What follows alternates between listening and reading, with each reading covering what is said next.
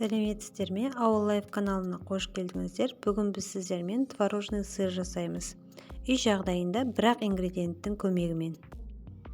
Алдымен өстіп айранымызды қатырып аламыз. Творожный сырды жасау үшін бізге бір шұңғыл ыдыс, сүзгі және мәрлі қажет болады. Осылайынша мәрлінің үстіне айранымызды орналастырып, ерігенше күтеміз. Еріген кезде сары суы бөлініп, астына ағатын болады. Ал бізде мәрліде таза творожный сырымыз қалады.